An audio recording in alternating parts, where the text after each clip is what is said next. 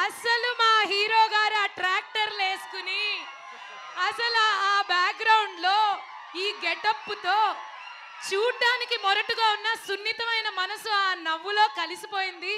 చెప్పాలంటే నాకు మాటలు సరిపోవట్లేదు. ఎందుకంటే వి ఆల్ లవ్ నరేష్ గారు, వి ఆల్ లవ్ నరేష్ గారి మూవీస్. మరి ఇప్పుడు ఎందుకు పిలవాలి మీరు అరవకపోతే? సో మనందరి కోసం మన దగ్గరికి వచ్చి ఇప్పుడు మాట్లాడేస్తారు నరేష్ గారు, అవర్ బచ్చల మల్లి. అందరికీ నమస్కారం అండి. ముందుగా ఇక్కడికి వచ్చిన తెలుగు సినిమా అభిమానులందరికీ నా తరపున, మా యూనిట్ తరపున చాలా చాలా థ్యాంక్ యూ. ఈ ఈవెంట్ ఇంత లైవ్గా చేస్తున్నందుకు, ఇంత కలర్ఫుల్గా, ఇంత గోళతోటి.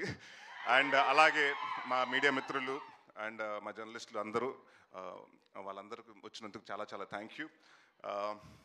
బచ్చల మల్లి దీని గురించి చెప్పాలంటే డిసెంబర్ 27, 2021 లవ్ యూ అమ్మా. సో ఆ రోజు నాకు వచ్చి చెప్పడం జరిగింది. దాని తర్వాత అప్పటి నుంచి ఇప్పటి వరకు దాదాపు 3 సంవత్సరాలు పట్టిందండి. ఆ 3 సంవత్సరాలు ఈ సినిమా గురించి చెప్పాలంటే ముఖ్యమైన వ్యక్తి సుబ్బు గారి గురించి చెప్పాలి.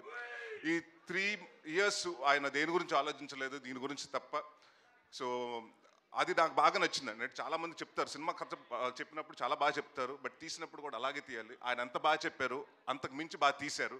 అండ్ అది నేను చాలా కాన్ఫిడెంట్గా ఎందుకు సినిమా చూశాను కాబట్టి నేను చెప్పగలుగుతున్నాను. అండ్ మేము చాలా డిస్కషన్ చేసాము. అంటే నా సినిమాల్లో అంటే మనకి తెలుస్తాయి కదా ముందు సినిమాల్లో ఏం తేడా వస్తున్నాయి, మనం ఎక్కడెక్కడ మార్చుకోవాలని మనం కూడా కూర్చొని అనలైజ్ చేసుకున్నప్పుడు చాలామంది నాకు చెప్పిన కంప్లైంట్, మీ సినిమాలో సాంగ్ సరిగ్గా ఉండలేదండి, సాంగ్ సరిగ్గా ఉండలేదని చెప్పారు.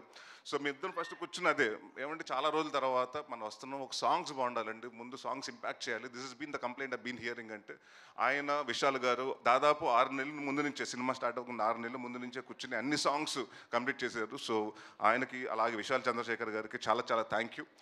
చాలా కష్టపడి చాలా ఇష్టపడి చేశారు సినిమా.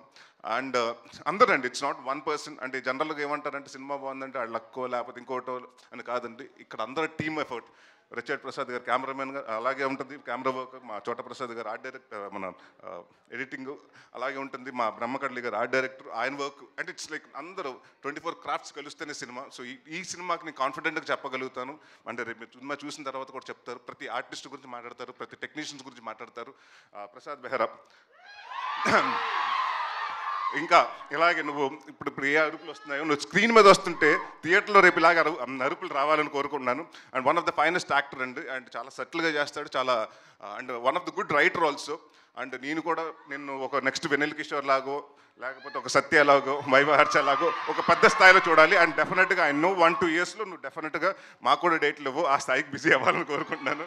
అండ్ మా మధు గారు ప్రతి చోట అంటే దేవుడు వరం ఇచ్చిన పూజ వరం లేనట్టు ఈయన డైరెక్టర్ ఓకే అన్న కూడా ఈయన వెనకాల నుంచి మానిటర్ వెనకాల నుంచి ఇలాగ అంటుంటాడు. థర్డ్ ఎంపైర్ డిసిషన్ లాగా మేము ఆయన కోసం చూస్తూ ఉండాలి ఏం జరుగుతుందని. సో ప్రతిదీ అంటే ఆయనకి అంత పర్ఫెక్ట్గా ఉండకపోతే ఆయన ఒప్పుకోడు.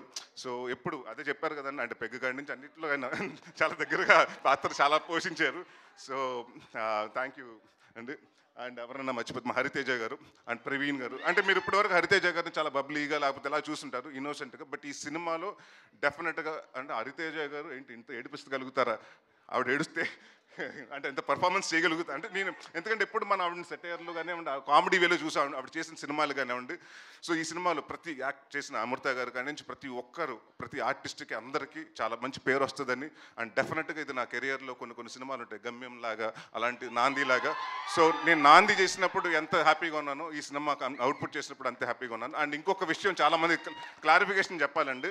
చాలామంది ఏంటంటే నేను ఓన్లీ సినిమా నరేష్ అన్నవాడు సీరియస్ సినిమాలే చేస్తున్నాడు, కామెడీ సినిమాలు చేయట్లేదని అనుకుంటున్నారు. నేను మీ అందరికీ మాటిస్తున్నాను, అది అపో తీసేయండి మైండ్లోంచి.